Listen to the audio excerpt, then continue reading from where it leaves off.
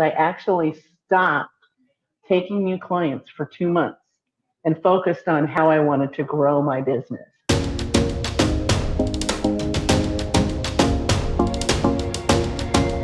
How do you stop doing things and start doing things? And so I can share, like a year ago, January, I took a look at my business and it was doing fine, but I wanted it to be more. And so I finally said, oh, I think I need to take my own advice. So, what I'm telling all these clients to do. And so I said, okay. And so what I did was I actually stopped taking new clients for 2 months and focused on how I wanted to grow my business. I said, okay, I'm going to sacrifice that revenue. I had enough to keep me going, but I'm going to sacrifice any new revenue so that I can get myself focused.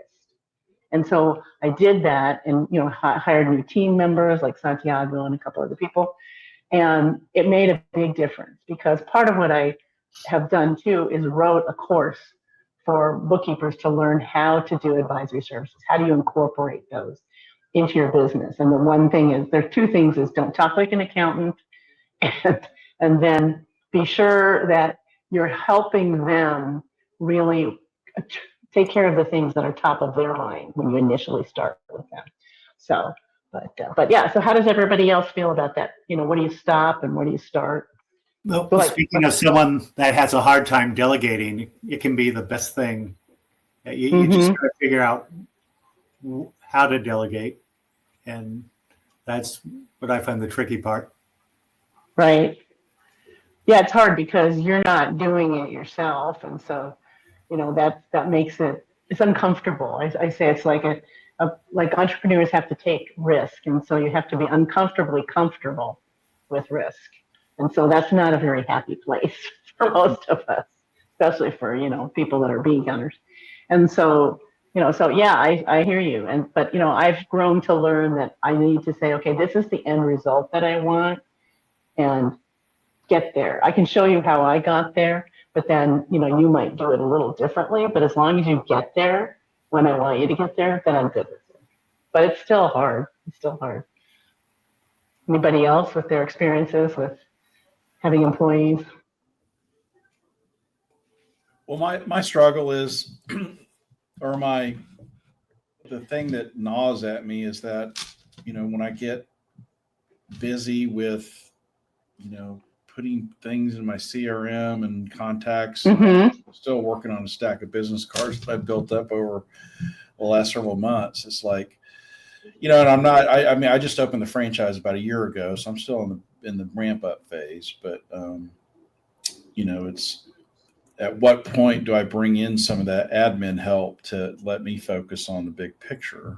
I think it's taking a risk by paying for that essentially.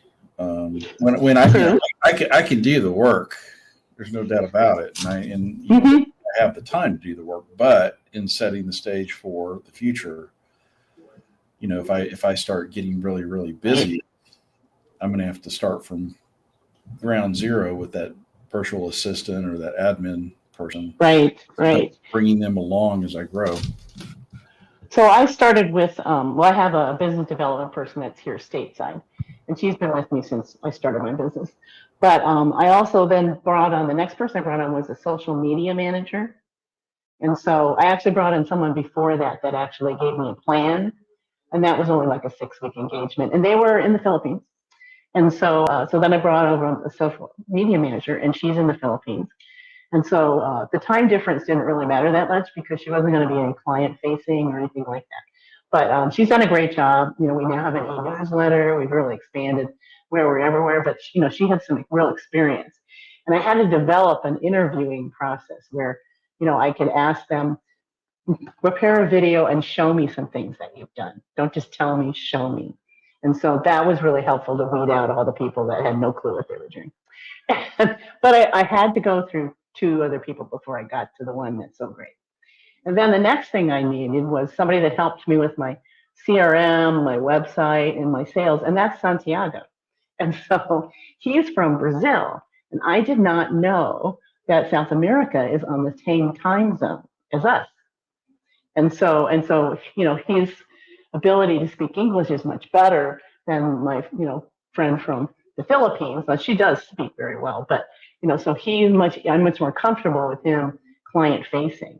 So he does things like, when people want to join my Alignable, get connected, he's the person that's, I shouldn't tell you guys this, but she's the person that's responding to the people that want to connect. We have like a little, script that he pops in there. And then if there's anything personal I need, then I go in and then he'll actually set up the one-to-one meeting for me. And then we use something called Be Savvy, which is a version of Go High Level CRM. And so it's a great product. And Go High Level is great, but it's very difficult to use. It's not very user-friendly, but Be Savvy uses it as its back end and lays on top of it their stuff, which is very robust and very easy to use. Yes, everything looks like a bee, so it's kind of clever. But it has a lot of stuff in it. And actually my course that I wrote, it's in there too. So it has everything in there. So Santiago keeps up my CRM. And so that really took a lot of time away from me. And when we started our weekly e-newsletter, he also took over the actual creating of a workflow and making sure that goes out. And then he works with my social media team and then my business development person to actually make sure that it looks good before they send it out. Because I also have a spotlight writer. If any of you are ever interested, just let me know that I feature somebody in any business line that can write an article, maybe like, between 1,500 and 2,000 words. And it's not salesy. It's really talking about, the area that and maybe some of the pitfalls or things that are happening. Just, give people knowledge. And maybe then in the last 100 words or so, then you can say, and I have a solution for that, that would be it. And then on my website, I have a blog page. And then we also put that same spotlight writing on my blog page, and it stays there forever. So it's all free to do all this. And so then I'm going to add a search function so people can search for it, because I want my website to not only be a place where people can take a course or find a fractional CFO, but also where it's a resource. So they can start finding things and people that deal with certain things, subject matter experts. So it's a way for me to establish in a different way some of the partnerships and afford everybody here, please, by all means, let me know if you'd like to write. We'd love to have you. It really gives that really community. So I'm building my own little separate community. But a lot of them have come from Alignable and several from BNI. So I would encourage you, to look into the VA space, especially, depending on what it is you need. The Philippines is a little less expensive than South America, but the time zone is much better in South America, and the ability to speak English really clearly is also better. Yeah, building your staff, that is a challenge, but I can tell you that once you get, that well-oiled machine going, it's wonderful.